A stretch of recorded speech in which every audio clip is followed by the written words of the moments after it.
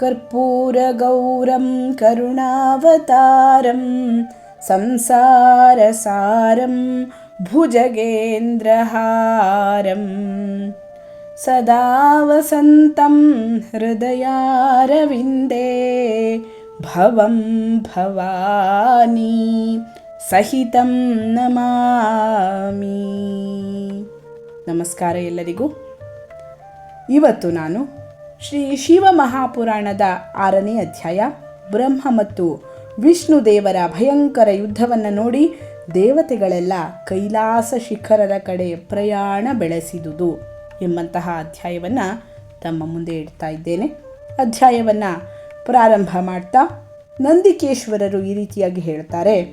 ಹೇ ಯೋಗೀಂದ್ರ, ಪ್ರಾಚೀನ ಒಂದು ಕಾಲದಲ್ಲಿ ಶೇಷಶಾಹಿ ಭಗವಂತ ವಿಷ್ಣು ತನ್ನ ಪರಾಶಕ್ತಿ ಲಕ್ಷ್ಮೀದೇವಿ ಹಾಗೆಯೇ ತನ್ನ ಪಾರ್ಷದರೊಂದಿಗೆ ಆರಾಮ ಮಾಡ್ತಾ ಇರ್ತಾರೆ.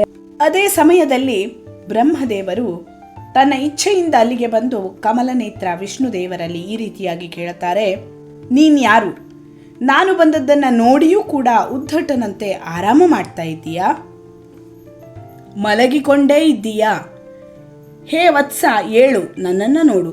ಯಾವ ಪುರುಷ ತನ್ನ ಶ್ರೇಷ್ಠ ಗುರುಗಳು ಬಂದದ್ದನ್ನು ಕಂಡು ಉದ್ದಟ ಆಚರಣೆಯನ್ನು ಮಾಡ್ತಾನೋ ಆ ಮೂರ್ಖ ಗುರುದ್ರೋಹಿಗೆ ಪ್ರಾಯಶ್ಚಿತ್ತ ವಿಧಾನವನ್ನು ಹೇಳಲಾಗಿದೆ ಅಂತ ಬ್ರಹ್ಮದೇವರು ವಿಷ್ಣುದೇವರನ್ನು ನೋಡಿ ಹೇಳುತ್ತಾರೆ. ಬ್ರಹ್ಮದೇವರ ಈ ಮಾತನ್ನು ಕೇಳಿ ಕ್ರೋಧ ಉಂಟಾಗ್ತದೆ ವಿಷ್ಣುವಿಗೆ. ಆದರೂ ಕೂಡ ಹೊರಗೆ ಶಾಂತ ವ್ಯವಹಾರವನ್ನು ಮಾಡ್ತಾ ವಿಷ್ಣುದೇವರು ಈ ರೀತಿಯಾಗಿ ಹೇಳ್ತಾರೆ. ಹೇ ವತ್ಸ, ನಿನಗೆ ಕಲ್ಯಾಣವಾಗಲಿ, ನಿನಗೆ ಸ್ವಾಗತವು. ಇಲ್ಲಿ ವಿಶ್ರಮಿಸು. ನಿನ್ನ ಮುಖಮಂಡಲದಿಂದ ವ್ಯಗ್ರತೆಯು ಪ್ರದರ್ಶಿತವಾಗ್ತಾ ಇದೆ, ಹಾಗೆಯೇ ನಿನ್ನ ನೇತ್ರ ವಿಪರೀತ ಭಾವದ ಸೂಚನೆಯನ್ನು ಕೊಡ್ತಾ ಇದೆ ಅಂತ ವಿಷ್ಣುದೇವರು ಬ್ರಹ್ಮದೇವರಿಗೆ ಉತ್ತರವನ್ನು ಕೊಟ್ಟರು. ಆಗ ಬ್ರಹ್ಮದೇವರು ಹೇಳ್ತಾರೆ, ಹೇ ವತ್ಸ, ಹೇ ವಿಷ್ಣು, ಕಾಲನ ಪ್ರಭಾವದಿಂದ ನಿನಗೆ ತುಂಬ ಅಭಿಮಾನ ಉಂಟಾಗಿದೆ. ಹೇ ವತ್ಸ, ನಾನು ಜಗತ್ತಿನ ಪಿತಾಮಹನು, ಹಾಗೆಯೇ ನಿನ್ನ ರಕ್ಷಕನೂ ಆಗಿರುವೆ.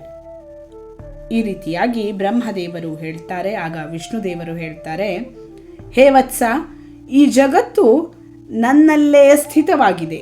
ನೀನು ಕೇವಲ ಕಳ್ಳನಂತೆ ಬೇರೆಯವರ ಸಂಪತ್ತನ್ನು ತನ್ನದೆಂದು ವೃಥಾ ತಿಳಿಯುತ್ತೀಯ. ನೀನು ನನ್ನ ನಾಭಿ ಕಮಲದಿಂದ ಉತ್ಪನ್ನನು, ಆದ್ದರಿಂದ ನೀನು ನನ್ನ ಪುತ್ರನು. ನೀನು ವ್ಯರ್ಥ ಮಾತುಗಳನ್ನು ಆಡ್ತಾ ಇರುವೆ ಅಂತ ಹೇಳ್ತಾರೆ. ಈಗ ನಂದಿಕೇಶ್ವರರು ಮುಂದುವರಿಸ್ತಾ ಹೇಳ್ತಾರೆ, ಹೇ ಮುನಿಯೇ, ಆ ಸಮಯದಲ್ಲಿ ಬ್ರಹ್ಮ ಹಾಗೆಯೇ ವಿಷ್ಣು ಮೋಹವಶರಾಗಿ ನಾನು ಶ್ರೇಷ್ಠನು, ನಾನು ಸ್ವಾಮಿಯು, ನೀನಲ್ಲ ಎಂಬುದಾಗಿ ಹೇಳ್ತಾ ಪರಸ್ಪರ ಒಬ್ಬರು ಇನ್ನೊಬ್ಬರನ್ನು ನಾಶ ಮಾಡುವ ಇಚ್ಛೆಯಿಂದ ಯುದ್ಧವನ್ನು ಮಾಡುವುದಕ್ಕೆ ಉದ್ಯುಕ್ತರಾದರು.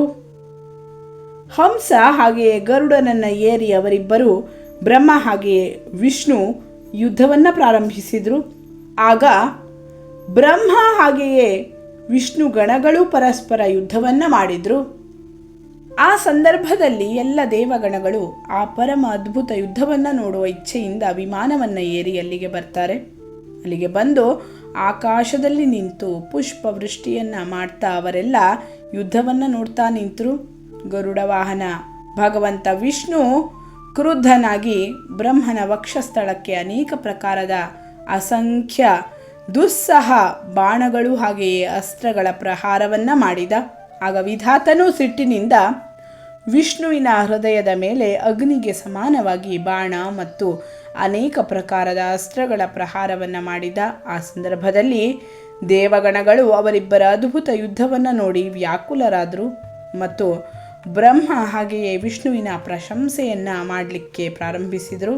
ನಂತರದಲ್ಲಿ ಯುದ್ಧದಲ್ಲಿ ತತ್ಪರನಾದಂತಹ ಮಹಾಜ್ಞಾನಿ ವಿಷ್ಣು ಅತಿಶಯ ಕ್ರೋಧಗಳೊಂದಿಗೆ ಶ್ರಾಂತನಾಗಿ ದೀರ್ಘ ನಿಶ್ವಾಸವನ್ನು ತೆಗೆದುಕೊಳ್ಳುತ್ತಾ ಬ್ರಹ್ಮನನ್ನು ಲಕ್ಷ್ಯವಿರಿಸಿ ಭಯಂಕರ ಮಾಹೇಶ್ವರ ಅಸ್ತ್ರದ ಅನುಸಂಧಾನವನ್ನು ಮಾಡಿದ.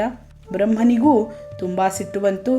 ವಿಷ್ಣುವಿನ ಹೃದಯವನ್ನು ಲಕ್ಷ್ಯವಾಗಿಟ್ಟುಕೊಂಡು ಬ್ರಹ್ಮಾಂಡವನ್ನು ಕಂಪಿಸುವಂತಹ ಭಯಂಕರ ಪಾಶುಪತಾಸ್ತ್ರದ ಪ್ರಯೋಗವನ್ನು ಬ್ರಹ್ಮ ಮಾಡಿದ. ಬ್ರಹ್ಮ ಹಾಗೂ ವಿಷ್ಣುವಿನ ಇಬ್ಬರ ಅಸ್ತ್ರಗಳು ಭಯಂಕರವಾಗಿ ಆಕಾಶದಲ್ಲಿ ಪ್ರಕಟವಾದವು. ಈ ರೀತಿಯಾಗಿ ಬ್ರಹ್ಮ ಮತ್ತು ವಿಷ್ಣುವಿನ ಮಧ್ಯೆ ಭಯಂಕರ ಯುದ್ಧ ಪ್ರಾರಂಭವಾಯಿತು. ಇದನ್ನು ನೋಡಿ ದೇವಗಣಗಳು ತುಂಬ ದುಃಖ ಹಾಗೆಯೇ ವ್ಯಾಕುಲತೆಯಿಂದ ಪರಸ್ಪರ ಈ ರೀತಿಯಾಗಿ ಹೇಳಿದರು: ಯಾರಿಂದ ಸೃಷ್ಟಿ, ಸ್ಥಿತಿ, ಪ್ರಳಯ, ತಿರೋಭಾವ ಹಾಗೆಯೇ ಅನುಗ್ರಹ ಆಗ್ತದೋ, ಹಾಗೆಯೇ ಯಾರ ಕೃಪೆ ಇಲ್ಲದೆ ಈ ಭೂಮಂಡಲದಲ್ಲಿ ತನ್ನ ಇಚ್ಛೆಯಿಂದ ಒಂದು ಹುಲ್ಲು ಕಡ್ಡಿಯ ವಿನಾಶ ಮಾಡುವುದರಲ್ಲಿ ಯಾರೂ ಸಮರ್ಥರಾಗಿರುವುದಿಲ್ಲವೋ ಅಂತಹ ತ್ರಿಶೂಲಧಾರಿಯಾದಂತಹ ಬ್ರಹ್ಮಸ್ವರೂಪ ಮಹೇಶ್ವರನಿಗೆ ನಮಸ್ಕಾರವು. ಭಯಭೀತರಾದಂತಹ ದೇವಗಣಗಳು ಈ ರೀತಿಯಾಗಿ ಚಿಂತಿಸಿ ಚಂದ್ರಶೇಖರ ಮಹೇಶ್ವರ ಎಲ್ಲಿ ವಿರಾಜಮಾನರಾಗಿದ್ರೋ ಅಂತಹ ಕೈಲಾಸ ಶಿಖರಕ್ಕೆ ಹೋದರು. ಶಿವನ ಆ ಪ್ರಣವಾಕಾರದ ಸ್ಥಾನವನ್ನು ನೋಡಿ ದೇವತೆಗಳೆಲ್ಲ ಪ್ರಸನ್ನರಾದರು ಹಾಗೂ ನಮಿಸಿ ದೇವಭವನವನ್ನು ಪ್ರವೇಶಿಸಿದರು. ಅಲ್ಲಿ ಅವರು ಸಭಾ ಮಧ್ಯದಲ್ಲಿ ಇದ್ದಂತಹ ಮಂಟಪದಲ್ಲಿ ಪಾರ್ವತೀ ದೇವಿಯೊಂದಿಗೆ ರತ್ನಮಯ ಆಸನದಲ್ಲಿ ವಿರಾಜಮಾನನಾದಂತಹ ದೇವಶ್ರೇಷ್ಠ ಶಂಕರನ ದರ್ಶನವನ್ನು ಮಾಡಿದರು. ಅವರು ಎಡಕಾಲಿನ ಮೇಲೆ ಬಲಕಾಲನ್ನು ಹಾಗೆಯೇ ಅದರ ಮೇಲೆ ಎಡಕೈಯನ್ನೂ ಇಟ್ಟಿದ್ದರು. ಸಮಸ್ತ ಶುಭ ಲಕ್ಷಣಗಳಿಂದ ಕೂಡಿದ್ರು. ಹಾಗೆಯೇ 4 ದಿಕ್ಕುಗಳಲ್ಲಿ ಶಿವಗಣಗಳು ಅವರ ಸೇವೆಯಲ್ಲಿ ತತ್ಪರರಾಗಿದ್ದರು. ಶಿವನ ಬಗೆಗಿನ ಉತ್ತಮ ಭಕ್ತಿ ಭಾವದಿಂದ ಅನೇಕ ಸ್ತ್ರೀಯರು ಚಾಮರವನ್ನ ಬೀಸುತ್ತಿದ್ದರು.